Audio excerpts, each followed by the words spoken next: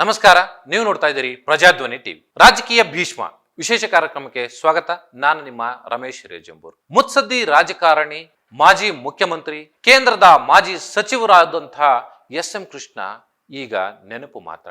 SM. Krishna ಅವರ ಪಾರ್ಥಿವ ಶರೀರ ಈಗ ಮಣ್ಣಲ್ಲಿ ಮಣ್ಣಾಗಿದೆ.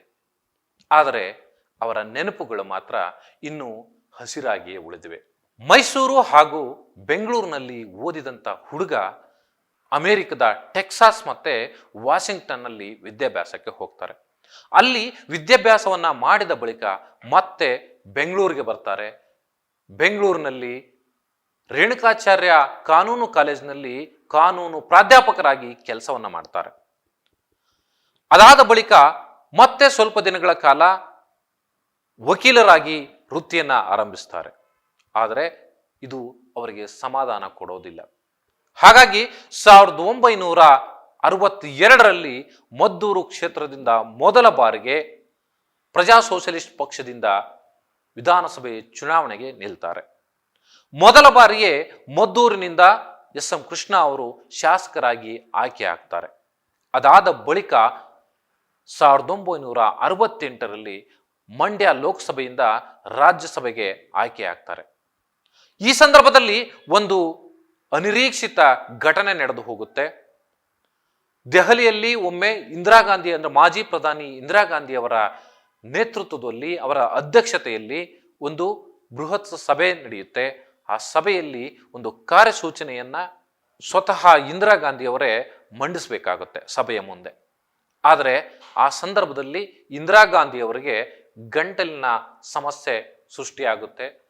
ಏನೇ ಮಾಡಿದ್ರೂ ಕೂಡ ಗಟ್ಟಿಯಾಗಿ ಮಾತನಾಡಲಿಕ್ಕೆ ಇಂದಿರಾ ಗಾಂಧಿ ಅವರಿಗೆ ಸಾಧ್ಯ ಆಗೋದಿಲ್ಲ. ಸೊ ಆ ಸಂದರ್ಭದಲ್ಲಿ ಯಾರನ್ನ ನಾನು ವೇದಿಕೆಗೆ ಕರೆಯೋದು ಅನ್ನೋ ಒಂದು ಗೊಂದಲಕ್ಕೆ ಇಂದಿರಾ ಗಾಂಧಿ ಅವರು ಒಳಗಾಗ್ತಾರೆ. ಆ ಸಂದರ್ಭದಲ್ಲಿ ವೇದಿಕೆಯಿಂದ ಹಿಂದಗಡೆ ನೋಡ್ತಾರೆ, ಪ್ರಜಾ ಸೋಷಲಿಸ್ಟ್ ಪಕ್ಷದ ಒಬ್ಬ ಸಂಸದ ಅಲ್ಲಿ ಇರ್ತಾರೆ. ಈ ಸಂದರ್ಭದಲ್ಲಿ ಇಂದಿರಾ ಗಾಂಧಿ ಅವರ ಪಕ್ಕದಲ್ಲಿ ಒಂದು ಚೇರು ವೇದಿಕೆ ಮೇಲೆ ಖಾಲಿ ಇರುತ್ತೆ. ಆಗ ಕಣ್ಸನ್ನೆಯಿಂದಲೇ ಇಂದಿರಾ ಗಾಂಧಿ ಅವರು ಎಸ್.ಎಂ. ಕೃಷ್ಣ ಅವರನ್ನ ಕರೀತಾರೆ. ಎಸ್.ಎಂ. ಕೃಷ್ಣ ಅವರು ಕಣ್ಸನ್ನೆಯಿಂದನೇ ಇಂದಿರಾ ಗಾಂಧಿ ಅವರು ಕರೆದ ತಕ್ಷಣ ಅದು ಆಶ್ಚರ್ಯ ಮತ್ತೆ ಕುತೂಹಲಕ್ಕೆ ಒಳಗಾಗಿ ತಕ್ಷಣ ಇಂದಿರಾ ಗಾಂಧಿ ಅವರ ಬಳಿ ಹೋಗ್ತಾರೆ. ಅವರು ನನ್ನ ಪಕ್ಕದ ಚೇರಿನಲ್ಲಿ ನೀನು ಕೂತ್ಕೋ ಅಂತ ಹೇಳಿ ಮೆಲುಧ್ವನಿಯಲ್ಲಿ ಅವರಿಗೆ ಹೇಳ್ತಾರೆ. ಅದನ್ನ ಕೇಳಿದ ತಕ್ಷಣ ಎಸ್.ಎಂ. ಕೃಷ್ಣ ಅವರಿಗೆ ಬಹಳಷ್ಟು ಖುಷಿ ಮತ್ತೆ ಕುತೂಹಲ ಕ್ರಿಯೇಟ್ ಆಗುತ್ತೆ. ಅಲ್ಲಿಂದಲೇ ಎಸ್.ಎಂ. ಕೃಷ್ಣ ಅವರ ಬದುಕಿನ ಹಾದಿ ಬದಲಾಗ್ತಾ ಹೋಗುತ್ತೆ. ಆ ಸಭೆಯಲ್ಲಿ ಕಾರ್ಯಸೂಚನೆಯನ್ನ ಮಂಡಿಸ್ಲಿಕ್ಕೆ ಎಸ್.ಎಂ. ಕೃಷ್ಣ ಅವರಿಗೆ ಇಂದಿರಾ ಗಾಂಧಿ ಅವರು ಸೂಚನೆ ಕೊಡ್ತಾರೆ. ಅದನ್ನ ತುಂಬಾ ಖುಷಿಯಿಂದ ಎಸ್.ಎಂ. ಕೃಷ್ಣ ಅವರು ಒಪ್ಕೊಳ್ತಾರೆ. ದೆಹಲಿಯಲ್ಲಿ ನಡೆದಂತ ಕಾಂಗ್ರೆಸ್ ಪಕ್ಷದ ಆ ಸಭೆಯಲ್ಲಿ ಎಸ್.ಎಂ. ಕೃಷ್ಣ ಅವರು ತಮ್ಮ ಕಂಚಿನ ಕಂಠದಿಂದ ಇಡೀ ಸಭೆಯ ಮುಂದೆ ಸ್ಪಷ್ಟವಾಗಿ, ನಿರರ್ಗಳವಾಗಿ, ನಿರ್ಭಯವಾಗಿ ಆ ಕಾರ್ಯಸೂಚಿಯನ್ನ ಓದ್ತಾರೆ. ಆ ಸಂದರ್ಭದಲ್ಲಿ ಎಸ್.ಎಂ. ಕೃಷ್ಣ ಅವರಿಗೆ ಖುಷಿ ಒಂದು ಕಡೆಗೆ, ಆದರೆ ಎಸ್.ಎಂ. ಕೃಷ್ಣ ಅವರ ಆ ಮಾತಿನ ಶೈಲಿ, ಭಾಷೆಯ ಸ್ಪಷ್ಟತೆ, ವಿಷಯದ ಕುರಿತು ಅವರಿಗೆ ಇರುವಂತಹ ನಿಖರತೆ ಇವೆಲ್ಲವೂ ಕೂಡ ಇಂದಿರಾ ಗಾಂಧಿ ಅವರ ಗಮನವನ್ನು ಸೆಳೆಯುತ್ತೆ. ಇಂದಿರಾ ಗಾಂಧಿ ಅವರು ಮಾತ್ರ ಅಲ್ಲ, ಇಡೀ ಕಾಂಗ್ರೆಸ್ ಪಕ್ಷ ಹಾಗೇನೆ ಸೋಷಲಿಸ್ಟ್ ಪಕ್ಷದ ಗಮನ ಸೆಳೆಯುತ್ತೆ. ಆಗ ಆ ಕಾರ್ಯಸೂಚಿಯನ್ನ ಓದಿದ ನಂತರ ಇಂದಿರಾ ಗಾಂಧಿ ಅವರ ಪಕ್ಕದಲ್ಲಿ ಎಸ್.ಎಂ. ಕೃಷ್ಣ ಅವರು ಬಂದು ಕುಳಿತಾಗ ಇಂದಿರಾ ಗಾಂಧಿ ಅವರು ಒಂದು ಮಾತನ್ನ ಹೇಳ್ತಾರೆ, ನೀವು ಯಾಕೆ ಕಾಂಗ್ರೆಸ್ ಪಕ್ಷಕ್ಕೆ ಬರಬಾರದು ಅಂತ ಹೇಳಿ. ಆಗ ಎಸ್.ಎಂ. ಕೃಷ್ಣ ಅವರಿಗೆ ನಿಜಕ್ಕೂ ಆಶ್ಚರ್ಯ ಆಗುತ್ತೆ. ಆದರೆ ಎಸ್.ಎಂ. ಕೃಷ್ಣ ಅವರು ನಮ್ಮ ಪಕ್ಷದ ನಾಯಕರನ್ನ ನಾನು ಕೇಳಬೇಕು ಅನ್ನುವಂಥ ಮಾತನ್ನ ಹೇಳ್ತಾರೆ. ಆದರೆ ಇಂದಿರಾ ಗಾಂಧಿ ಅವರು ಆಗ ಒಂದು ಮಾತನ್ನ ಹೇಳ್ತಾರೆ, ಪ್ರಜಾ ಸೋಷಲಿಸ್ಟ್ ಪಕ್ಷ ಯಾವ ಉದ್ದೇಶಗಳನ್ನ ಈಡೇರಿಸಬೇಕು ಅಂತ ಹೇಳಿ ಹೋರಾಟಗಳನ್ನ ನಡೆಸ್ತಾ ಇದೆಯೋ ಅಥವಾ ಹೋರಾಟಗಳನ್ನ ಮಾಡ್ತಾ ಇದೆಯೋ ಅದೇ ಉದ್ದೇಶಗಳನ್ನ ಈಡೇರಿಸಲಿಕ್ಕೆ ಕಾಂಗ್ರೆಸ್ ಪಕ್ಷ ಕೂಡ ಕಟಿಬದ್ಧವಾಗಿದೆ. ಹಾಗಾಗಿ ನೀವು ಈ ಪಕ್ಷಕ್ಕೆ ಬಂದರೆ ಒಳ್ಳೆಯದು ಅನ್ನುವಂಥ ಮಾತನ್ನ ಹೇಳ್ತಾರೆ. ಆದರೆ ಎಸ್.ಎಂ. ಕೃಷ್ಣ ಅವರು ನನಗೆ ಸ್ವಲ್ಪ ಸಮಯ ಬೇಕು ಅಂತ ಹೇಳಿ ಅಲ್ಲಿಂದ ಬಂದು ಪ್ರಜಾ ಸೋಷಲಿಸ್ಟ್ ಪಕ್ಷದಲ್ಲಿ ಆ ವಿಚಾರವನ್ನ ಪ್ರಸ್ತಾಪ ಮಾಡ್ತಾರೆ. ಆದರೆ ಅವತ್ತಿನ ಪ್ರಜಾ ಸೋಷಲಿಸ್ಟ್ ಪಕ್ಷದ ನಾಯಕರು ಕಾಂಗ್ರೆಸ್ ಪಕ್ಷವನ್ನ ಸೇರ್ಲಿಕ್ಕೆ ಒಪ್ಪೋದಿಲ್ಲ. ಆಗ ಇಂದಿರಾ ಗಾಂಧಿ ಅವರು ಆ ಕಾರ್ಯಕ್ರಮ ಮುಗಿದ ಸಂದರ್ಭದಲ್ಲಿ ಒಂದು ಚೀಟಿಯನ್ನು ಕೊಟ್ಟಿರ್ತಾರೆ. ನೀವು ನೇರವಾಗಿ ಬಂದು ನನ್ನನ್ನು ಕಾಣಿ ಅಂತ ಹೇಳಿ ಆಗ ಈ ವಿಚಾರವನ್ನು ಎಸ್ ಎಂ ಕೃಷ್ಣ ಅವರು ಇಂದಿರಾ ಗಾಂಧಿ ಅವರ ಜೊತೆಯಲ್ಲಿ ಮಾತುಕತೆಯನ್ನು ನಡೆಸ್ತಾರೆ. ಇಂದಿರಾ ಗಾಂಧಿ ಅವರನ್ನ ಭೇಟಿ ಮಾಡಿ ಎಲ್ಲ ವಿಚಾರಗಳನ್ನು ಚರ್ಚೆ ಮಾಡ್ತಾರೆ. ಆಗ ಇಂದಿರಾ ಗಾಂಧಿ ಅವರು ಒಂದು ಮಾತನ್ನು ಹೇಳ್ತಾರೆ, ಬೇರೆ ನಾಯಕರು ಪ್ರಜಾ ಸೋಷಲಿಸ್ಟ್ ಪಕ್ಷದಿಂದ ನಮ್ಮ ಪಕ್ಷಕ್ಕೆ ಬರದೇ ಇದ್ರೂ ಪರವಾಗಿಲ್ಲ, ನೀವು ಯಾಕೆ ಕಾಂಗ್ರೆಸ್ ಪಕ್ಷವನ್ನು ಸೇರಬಾರ್ದು ಅನ್ನುವಂಥ ಪ್ರಶ್ನೆ ಎತ್ತುತ್ತಾರೆ. ಆಗ ಎಸ್ ಎಂ ಕೃಷ್ಣ ಅವರಿಗೆ ಬಹಳಷ್ಟು ಖುಷಿ ಆಗುತ್ತೆ. ಆದರೆ ಆ ಮಾತನ್ನು ಅವರು 1971ರಲ್ಲಿ ನೆರವೇರಿಸ್ತಾರೆ. ಆಗಲೇ ಎಸ್ ಎಂ ಕೃಷ್ಣ ಅವರು ಕಾಂಗ್ರೆಸ್ ಪಕ್ಷವನ್ನ ಸೇರುವಂಥದ್ದು. ಪ್ರಜಾ ಸೋಷಲಿಸ್ಟ್ ಪಕ್ಷದಿಂದ 71ರಲ್ಲಿ ಇಂದಿರಾ ಗಾಂಧಿ ಅವರ ನೇತೃತ್ವದಲ್ಲಿ ಎಸ್ ಎಂ ಕೃಷ್ಣ ಅವರು ಕಾಂಗ್ರೆಸ್ ಪಕ್ಷವನ್ನ ಸೇರ್ತಾರೆ. ಅಲ್ಲಿಂದ ಎಸ್ ಎಂ ಕೃಷ್ಣ ಅವರ ರಾಜಕೀಯ ಬದುಕು ಹೊಸ ದಿಕ್ಕನ್ನೇ ಪಡೆದುಕೊಳ್ಳುತ್ತೆ. ರಾಜ್ಯಸಭೆಯ ಸದಸ್ಯರಾದಂಥ ಸಂದರ್ಭದಲ್ಲಿ ಎಸ್ ಎಂ ಕೃಷ್ಣ ಅವರು ಕಾಂಗ್ರೆಸ್ ಪಕ್ಷವನ್ನು ಸೇರ್ಪಡೆ ಆಗ್ತಾರೆ. ಆದರೆ 1972ರಲ್ಲಿ ಅವರನ್ನ ವಿಧಾನ ಪರಿಷತ್ಗೆ ಆಯ್ಕೆ ಮಾಡ್ತಾರೆ ಕಾಂಗ್ರೆಸ್ ಪಕ್ಷದಿಂದ. ಅದಾದ ಬಳಿಕ 1989ರಿಂದ 92ರವರೆಗೆ ವಿಧಾನಸಭೆಯ ಸ್ಪೀಕರ್ ಆಗಿ ಎಸ್ ಎಂ ಕೃಷ್ಣ ಅವರು ಕೆಲಸವನ್ನ ಮಾಡ್ತಾರೆ. ಈ ಸಂದರ್ಭದಲ್ಲಿ ಕೂಡ ಅವರ ಕರ್ತವ್ಯ ನಿಷ್ಠೆ ಜೊತೆಗೆ ಅವರು ಮಾಡಿರ್ತಕ್ಕಂಥ ಕೆಲಸಗಳು ಸಾಕಷ್ಟು ಅವರ ವರ್ಚಸ್ಸನ್ನ ಹೆಚ್ಚು ಮಾಡ್ತವೆ. ಸೊ ಈ ಹಿನ್ನೆಲೆಯಲ್ಲಿ 1992ರಲ್ಲಿ ಏನು ಎಸ್ ಎಂ ಕೃಷ್ಣ ಅವರ ರಾಜಕೀಯ ಬದುಕಿಗೆ ಮತ್ತೊಂದು ದಿಕ್ಕು ಸಿಗುತ್ತೆ. ಆಗಲೇ ಅವರು ಕರ್ನಾಟಕದ ಉಪಮುಖ್ಯಮಂತ್ರಿಯಾಗಿ ಆಯ್ಕೆ ಆಗ್ತಾರೆ. 92ರಿಂದ 94ರವರೆಗೆ ಕರ್ನಾಟಕದ ಉಪಮುಖ್ಯಮಂತ್ರಿಯಾಗಿ ಕಾಂಗ್ರೆಸ್ ಪಕ್ಷದಲ್ಲಿ ಮಾತ್ರ ಅಲ್ಲ, ಇಡೀ ಕರ್ನಾಟಕದ ಜನರ ಗಮನವನ್ನ ಸೆಳೆಯುವಂಥದ್ದು ಎಸ್ ಎಂ ಕೃಷ್ಣ ಅವರ ರಾಜಕೀಯ ಹಾದಿ. ಸೊ ಆ ಸಂದರ್ಭದಲ್ಲಿ ಸಾಕಷ್ಟು ಜನಪರವಾದಂತಹ ಕೆಲಸಗಳನ್ನು ಮಾಡ್ತಾರೆ. ಹಾಗಾಗಿ ಕಾಂಗ್ರೆಸ್ ಪಕ್ಷದಲ್ಲೂ ಕೂಡ ಅವರ ವರ್ಚಸ್ಸು ದಿನೇ ದಿನೇ ಹೆಚ್ಚಾಗ್ತಾ ಹೋಗುತ್ತೆ. ಅದರ ಪರಿಣಾಮ ಮತ್ತೆ ಅವರು 1996ರಲ್ಲಿ ರಾಜ್ಯಸಭೆಗೆ ನೇಮಕ ಆಗ್ತಾರೆ. ರಾಜ್ಯಸಭೆಗೆ ಆಯ್ಕೆ ಆಗಂತ ಸಂದರ್ಭದಲ್ಲಿ ಮತ್ತೆ 1999ರಲ್ಲಿ ಚುನಾವಣೆ ಎದುರಾಗುತ್ತೆ ಕರ್ನಾಟಕದಲ್ಲಿ. ರಾಜಕೀಯ ಸ್ಥಿತ್ಯಂತರಗಳಿಂದಾಗಿ 1999ರಲ್ಲಿ ಕಾಂಗ್ರೆಸ್ ಪಕ್ಷ ಕರ್ನಾಟಕದಲ್ಲಿ ಅಧಿಕಾರಕ್ಕೆ ಬರುತ್ತೆ. ಆ ಸಂದರ್ಭದಲ್ಲಿ ಯಾರನ್ನ ಮುಖ್ಯಮಂತ್ರಿಯಾಗಿ ಮಾಡಬೇಕು ಅನ್ನುವಂಥ ಬಹಳ ದೊಡ್ಡ ಚರ್ಚೆ ಶುರುವಾಗುತ್ತೆ. ಆಗ ಕಾಂಗ್ರೆಸ್ ಪಕ್ಷ ಒಕ್ಕೊರಲಿನಿಂದ ಎಸ್ ಎಂ ಕೃಷ್ಣ ಅವರನ್ನ ಮುಖ್ಯಮಂತ್ರಿ ಅಭ್ಯರ್ಥಿ ಅಂತ ಹೇಳಿ ಘೋಷಣೆ ಮಾಡ್ತಾರೆ. 99ರಿಂದ 2004ರವರೆಗೆ ಮುಖ್ಯಮಂತ್ರಿಯಾಗಿದ್ದಂಥ ಎಸ್ ಎಂ ಕೃಷ್ಣ ಅವರು ಇಡೀ ಕರ್ನಾಟಕದ ದಿಕ್ಕನ್ನೇ ಹೊಸ ದಿಕ್ಕಿಗೆ, ಹೊಸ ಹಾದಿಗೆ ತೆಗೆದುಕೊಂಡು ಬರ್ತಾರೆ. ಆಗಲೇ ಕರ್ನಾಟಕ ಅಥವಾ ಬೆಂಗಳೂರು IT ಹಬ್ ಆಗಿ ರೂಪುಗೊಳ್ಳುತ್ತೆ. ಸಿಲಿಕಾನ್ ವ್ಯಾಲ್ಯೂ ಆಫ್ ಇಂಡಿಯಾ ಅನ್ನುವಂಥ ಹೆಗ್ಗಳಿಕೆ ಬೆಂಗಳೂರಿಗೆ ಬರುತ್ತೆ.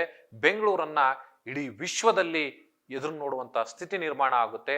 ಆ ಸಂದರ್ಭದಲ್ಲಿ ಇಡೀ ಬೆಂಗಳೂರು IT BT ಸಿಟಿಯಾಗಿ ಮಾರ್ಪಡುತ್ತೆ.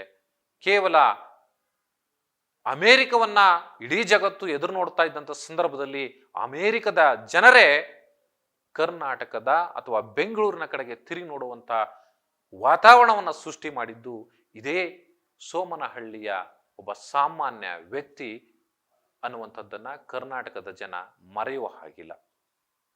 ಸೊ ಆ ಸಂದರ್ಭದಲ್ಲಿ ಬೆಂಗಳೂರಿಗೆ ಟ್ರಾಫಿಕ್ ವಿಚಾರದಲ್ಲಿ ಹೇಗಾದ್ರೂ ಮಾಡಿ ಇಲ್ಲಿಯ ಸಂಚಾರ ವ್ಯವಸ್ಥೆಯನ್ನು ಸುಧಾರಿಸಬೇಕು ಅನ್ನೋ ಕಾರಣಕ್ಕಾಗಿ, ಜೊತೆಗೆ ಇಲ್ಲಿಯ ಇನ್ಫ್ರಾಸ್ಟ್ರಕ್ಚರ್ ಅನ್ನ ಡೆವಲಪ್ ಮಾಡಬೇಕು ಅನ್ನುವಂಥ ಕಾರಣಕ್ಕಾಗಿ ಹೊಸ ಆಲೋಚನೆಗಳನ್ನ ಎಸ್ ಎಂ ಕೃಷ್ಣ ಅವರು ಮಾಡ್ತಾರೆ. ಆಗ ಬೆಂಗಳೂರಿನಲ್ಲಿ ರಿಯಲ್ ಎಸ್ಟೇಟ್ ಮಾಫಿಯಾವನ್ನ ಕಂಟ್ರೋಲ್ ಮಾಡಲಿಕ್ಕೆ ರಿಯಲ್ ಎಸ್ಟೇಟ್ ಉದ್ಯಮವನ್ನ ಹೆಚ್ಚಾಗಿ ಪ್ರಚೋದನೆ ಮಾಡ್ತಾರೆ. ಆಗ ಕರ್ನಾಟಕದಲ್ಲಿ ರಿಯಲ್ ಎಸ್ಟೇಟ್ ಬೂಮ್ ಕ್ರಿಯೇಟ್ ಆಗುತ್ತೆ. ಅದರ ಜೊತೆನಲ್ಲೇ ಬೆಂಗಳೂರಿನಲ್ಲಿ IT BT ಕಂಪನಿಗಳ ಕಾರುಬಾರು ಶುರುವಾಗುತ್ತೆ. ಸೊ ಆ ಸಂದರ್ಭದಲ್ಲಿಯೇ ಇಸ್ರೋ ಇರ್ಬೋದು, ಅಥವಾ ಇನ್ಫೋಸಿಸ್ ಇರ್ಬೋದು, ಅಥವಾ ಕಿರಣ್ ಮಜುಮ್ದಾರ್ ಶಾ ಅವರ ಬೇರೆ ಬೇರೆ ಕಂಪನಿಗಳಿರ್ಬೋದು. ಸೊ ಹೀಗೆ IT BT ಕ್ಷೇತ್ರದಲ್ಲಿ ಇರ್ತಕ್ಕಂಥ ಬಹುತೇಕ ಕಂಪನಿಗಳು ಮುನ್ನೆಲೆಗೆ ಬರುವುದೇ ಎಸ್ ಎಂ ಕೃಷ್ಣ ಕಾಲದಲ್ಲಿ. ಸೊ ಹೀಗಾಗಿ ಇಡೀ ವಿಶ್ವ ಕರ್ನಾಟಕದ ಕಡೆಗೆ ಅಥವಾ ಬೆಂಗಳೂರಿನ ಕಡೆಗೆ ತಿರುಗಿ ನೋಡ್ಲಿಕ್ಕೆ ಶುರುವಾಗುತ್ತೆ. ಆ ಸಂದರ್ಭದಲ್ಲಿ ಬೆಂಗಳೂರಿಗೆ ಬಂದಂತಹ ವಾಜಪೇಯಿ ಅವರು, ಅವತ್ತಿನ ಪ್ರಧಾನಿಯಾದಂಥ ವಾಜಪೇಯಿ ಅವರು ಒಂದು ಮಾತನ್ನ ಹೇಳ್ತಾರೆ ಎಸ್ ಎಂ ಕೃಷ್ಣ ಅವರ ಸಮ್ಮುಖದಲ್ಲಿಯೇ ಒಂದು ಕಾರ್ಯಕ್ರಮದಲ್ಲಿ. ವಿದೇಶದಲ್ಲಿದ್ದಂತಹ ಪ್ರಖ್ಯಾತ ಅಥವಾ ಪ್ರಮುಖ ವ್ಯಕ್ತಿಗಳು ಭಾರತಕ್ಕೆ ಬರಬೇಕಾದ್ರೆ ಒಂದು ಕಾಲದಲ್ಲಿ ದೆಹಲಿಗೆ ಬಂದು ಅನಂತರ ಬೇರೆ ಕಡೆಗಳಿಗೆ ತೆರಳುತ್ತಾ ಇದ್ರು. ಆದರೆ ಈಗ ಪರಿಸ್ಥಿತಿ ಬದಲಾಗಿದೆ. ಇಲ್ಲಿ ಬೆಂಗಳೂರಿಗೆ ಮೊದಲು ಬಂದು ಆನಂತರ ಬೇರೆ ರಾಜ್ಯಗಳಿಗೆ ತೆರಳುವಂತಹ ವಾತಾವರಣ ಸೃಷ್ಟಿಯಾಗಿದೆ. ಆ ವಾತಾವರಣವನ್ನ ಸೃಷ್ಟಿ ಮಾಡಿದ್ದೇ ಈ ಎಸ್ ಎಂ ಕೃಷ್ಣ ಅನ್ನುವಂಥ ಮಾತನ್ನ ಹೇಳ್ತಾರೆ.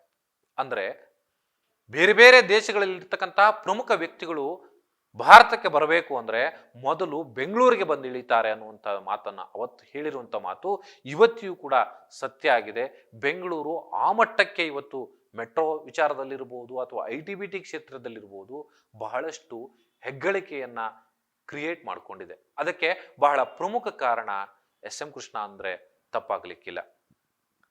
ಸೊ ಅದಾದ ಬಳಿಕ ಕರ್ನಾಟಕದಲ್ಲಿ ಬಹಳ ದೊಡ್ಡ ಒಂದು ಘೋರ ಘಟನೆ ನಡೆಯುತ್ತೆ. ಎಸ್ ಎಂ ಕೃಷ್ಣ ಅವರೇ ಮುಖ್ಯಮಂತ್ರಿ ಆಗಿದ್ದಂಥ ಸಂದರ್ಭದಲ್ಲಿ ವರನಟ, ಕರ್ನಾಟಕದ ನೆಚ್ಚಿನ ನಾಯಕ, ಗಾಯಕ ಡಾಕ್ಟರ್ ರಾಜ್ಕುಮಾರ್ ಅವರ ಅಪಹರಣ ಆಗುತ್ತೆ.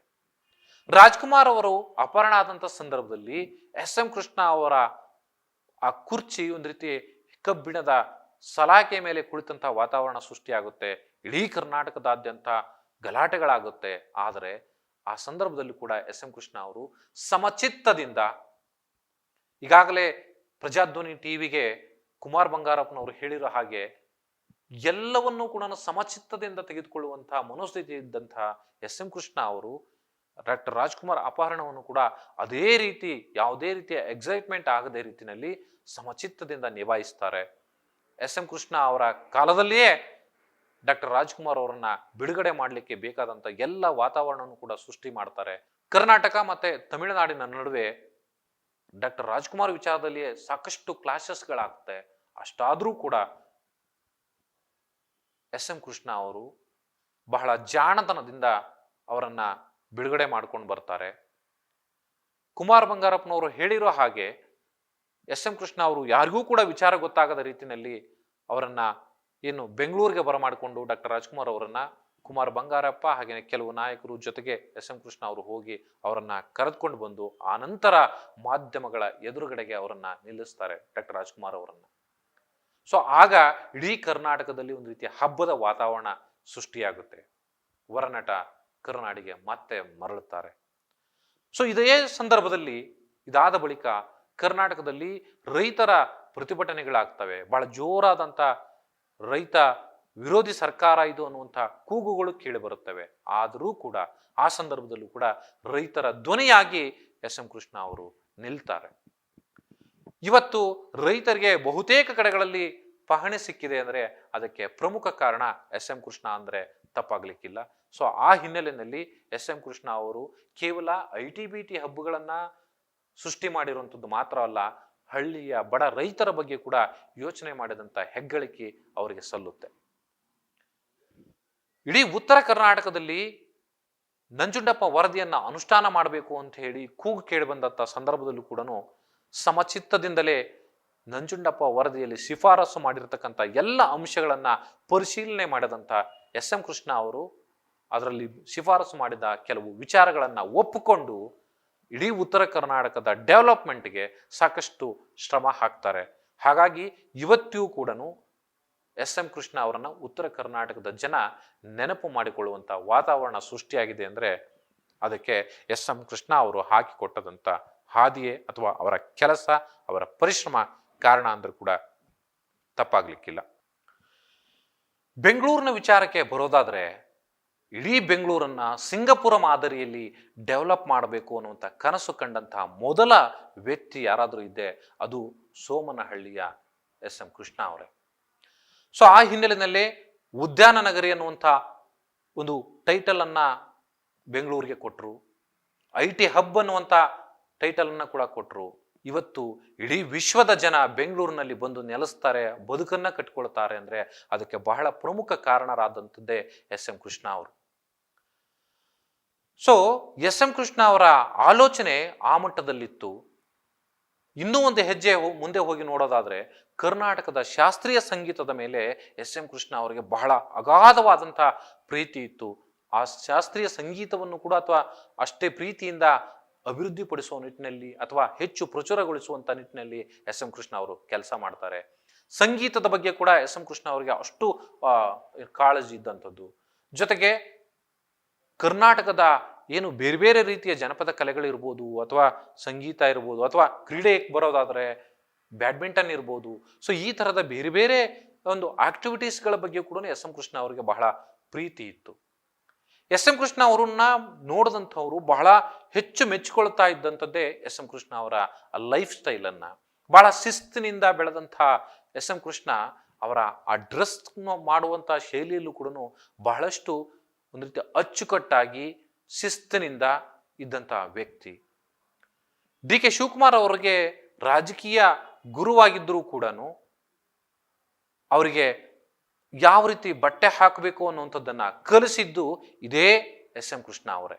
ಅವರಿಗೆ ಡಿ ಕೆ ಶಿವಕುಮಾರ್ ಅವರೇ ಹೇಳುವ ಪ್ರಕಾರ ಸುಮಾರು 10 ಜೊತೆ ಡ್ರೆಸ್ಗಳನ್ನ ಬಾಂಬೆಯಿಂದ